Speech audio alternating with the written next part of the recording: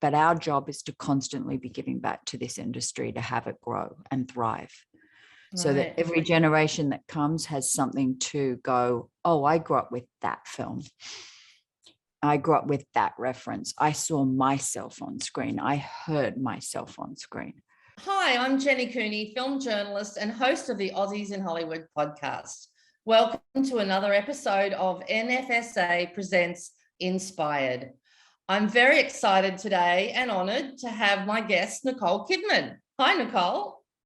Hello, Jen. How are you? I'm great. So let's jump right in and let's start with your first or most influential Australian cinema memory. Oh, golly. I mean, there isn't just one. I think I'm a mixture of so many different memories and filmmakers, actors. I remember, though, seeing Peter Weir's films, Picnic at Hanging Rock, and kind of wishing I could be in a Peter Weir film, particularly that film. So that, I think, all those films from the 70s and those filmmakers that were coming up, Australian filmmakers that were so powerful and so strong. And I was, lucky enough to be aligned with Kennedy Miller, which was a production company that George Miller and Byron Kennedy started, and then they brought in Terry Hayes, and that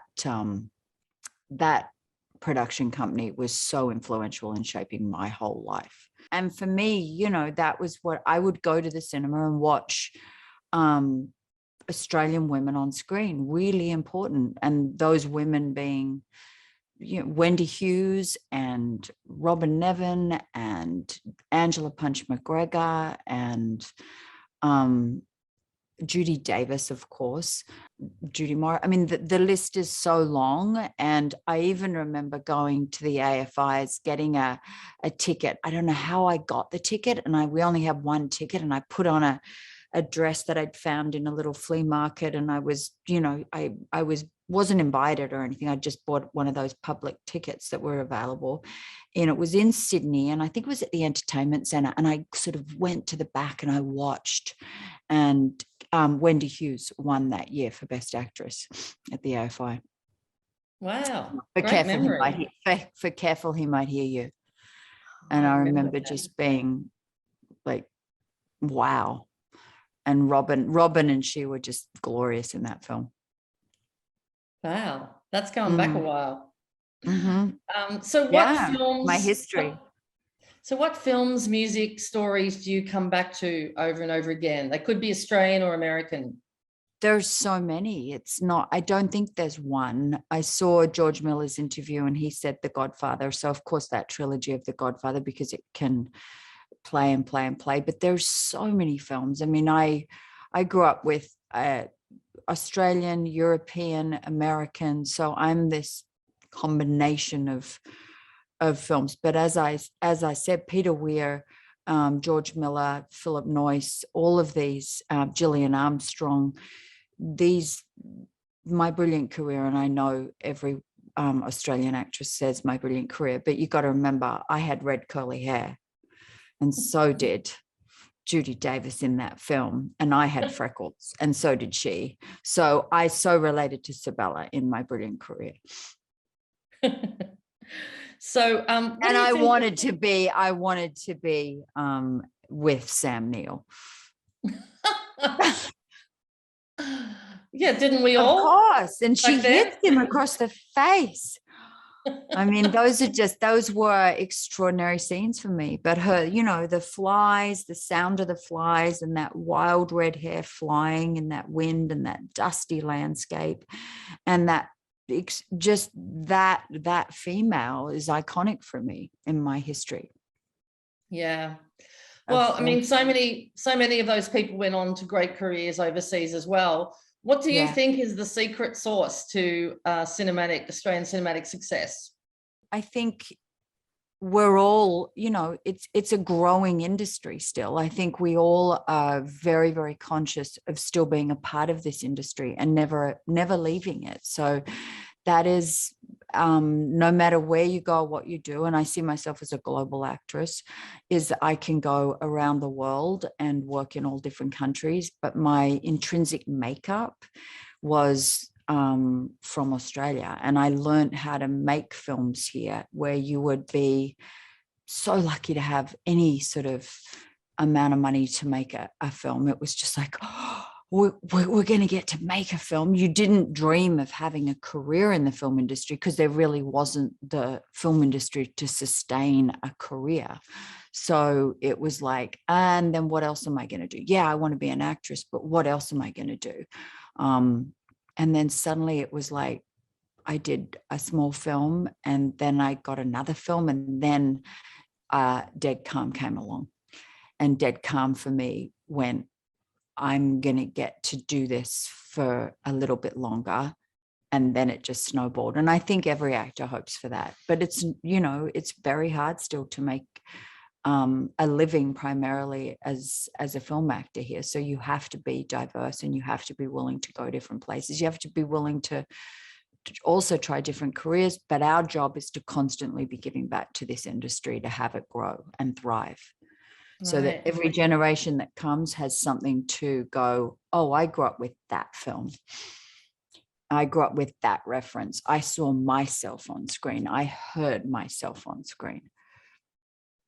I think that's what's so great about having such a rich Australian film history, because we all got to see ourselves, right? Yeah, and there's, I was fortunate enough to come back and do films here, and then suddenly, Garth Davis cast me in Lion, and I got to play Sue, who, lives in Tasmania, and suddenly I'm playing Sue Briley and her story, which is a very contemporary story, and not a story that's that you think of in regards to, he took a real risk, cast me in that, and I was so glad to be able to come back and do that here. And just recently I did a smaller thing with Judy Davis, the Raw, the one I finally got to, be in her orbit for a brief time. Oh, you've never worked together? No. And she is did you as tell magnificent her, as did you magnificent as I didn't. I was a bit shy. but I just tried to I said thank you, because she really did blaze a trail for all of us. Wow. Continues to, with she her does. brilliance. Yeah. So when you reflect on your career, what does ambition mean to you? Picking yourself up and not being felled when you're down, and when something happens where, what is perceived as a failure, not letting it be the thing that cuts you off at the knees and stops you, where you just go, okay, get on with it. I think that is primary, and going, I want to put good work in the world. I want to be a part of storytelling, and I want to be associated with people that I admire and that I like to be around, and contribute that way. I think that is ambition, for me. And watching, and also really sort of trying to help this industry, and particularly women in this industry, find their path, and have the chance to either follow in all of our footsteps, so there is a path that they're able to go, oh, I know how to go there, or I can go there, or I can go there. I've seen other people do it. Well, so many people I've talked to for this series, everybody from Angourie Rice onwards, have all credited you with helping them along the way, and being a trailblazer, which is obviously acknowledged in the exhibition as well, in the Trailblazer section, with your face, really, and your work. How do you feel about the importance of that? Not just being a trailblazer, but doing it for other people. just it makes me feel a part of, which is a really important thing for me, is to feel a part of. This is my hometown, this is my home country, this is what I am incredibly honored to be a part of this industry and to represent it and to be on a world stage with it and to be able to take our stories to the world. But I'm also the recipient of an enormous amount of knowledge and talent and wisdom and guidance.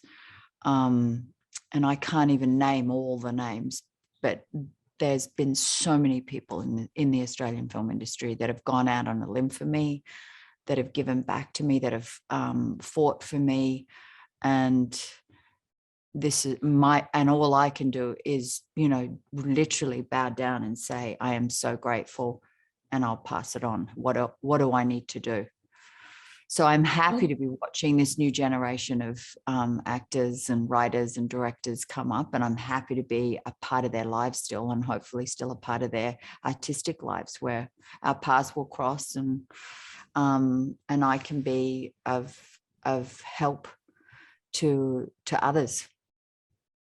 Well, you had help in the early days too. Talk a little bit about any Aussies that might have helped you at the start of your career.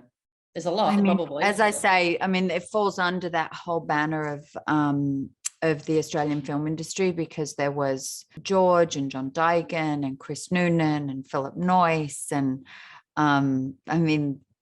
really that was sort of the hub of where they went and came in and went, okay, we're going to take you and we're going to give you these extraordinary roles. And I had some in, the miniseries Vietnam and Bangkok Hilton and Dead Calm. And I was very much given that they gave me these wonderful opportunities.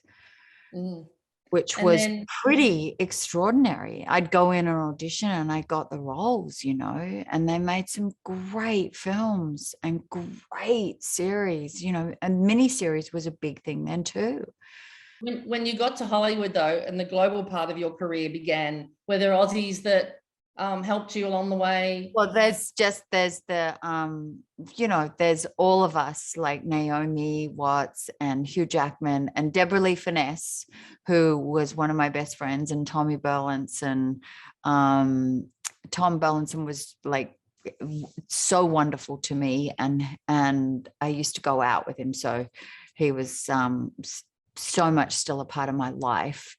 And he was. So you ended up sleeping on their couch, didn't you? I did, in the house that Deborah Lee was renting, and she gave me the chance to stay there, and we could go and audition, and we'd, it was expensive, so we couldn't afford hotels. So the idea of all hubbing out of a house together was really, my God. So both of them were so influential in helping me get started in the States, along with the Kennedy Miller clan. Yeah. And you'd go and then you'd come back, and then you'd go over for a few weeks and do some auditions and hope to crack it. It's still the same old story, right? Now you audition on Zoom. We didn't have any of that. You had to go there. You couldn't do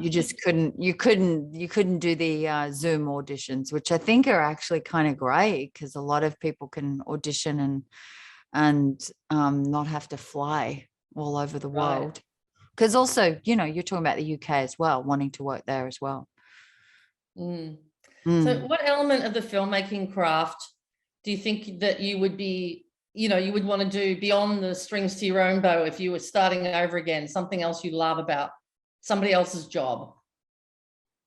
Well, obviously I've worked with Catherine Martin and Baz, and so what they do with production design and costume design and how they mold and make a movie, what I wouldn't give to have the talent that CM has.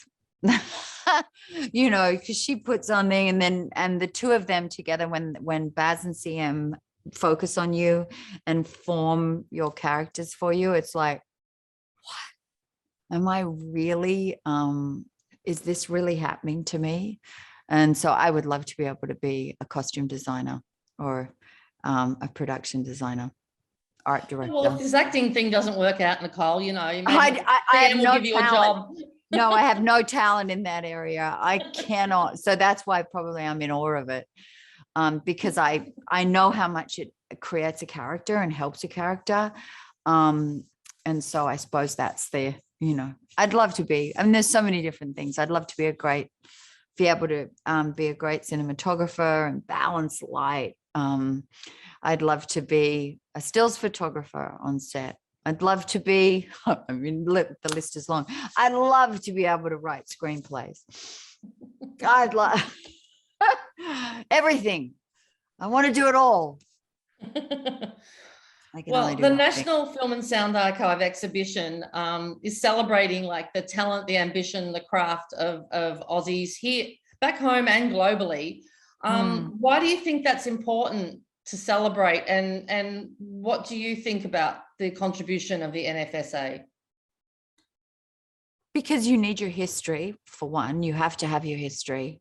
You have to have your references, and they're just great stories too, and great things to preserve and continue to have a part of the conversation, and for the new generation to discover, and for all of us to remember. They're our memories. They're so important. You don't ever want to lose memories. And at the same time, the celebration is, we don't celebrate enough. I think we need more of the celebration of what we do. One, to encourage us to keep doing it, but it's also just a lovely thing to be a part of a celebration of others, and to keep that moving into the future. Well, we're sort of saying with this exhibition, it's about like getting rid of the cultural cringe and embracing that. And it sounds like that's what you're saying too, that it's okay to be proud of everything we've accomplished as a little country, right? Yeah, I don't know if we have the cultural cringe anymore. I think we hold that very sacred. I think we know our worth in the world, and I'm happy to be there, a part of it. I mean, I'm not sure I ever had the cultural cringe, honestly. So I'm just deeply proud to be Australian. Well, last quick question for all the Aussies who are watching this and dreaming of following in your footsteps in some way. What's your advice? You can do it. You can do it way better than me. Go for it. Well, that's a lovely note to end on. Everybody go out there and get a career like Nicole. It can be done, right? It is. It totally is. I'm a little girl who grew up in Longueville, and I would dream of this, and it's happened, and it's crazy. It's bloody crazy that it did. Well, on behalf of the National Film and Sound Archive, thank you so much for being a part of this. And to everybody at home watching, stay tuned for the next episode. Thanks. Thanks, Nicole. Thank you. Bloody crazy, mate.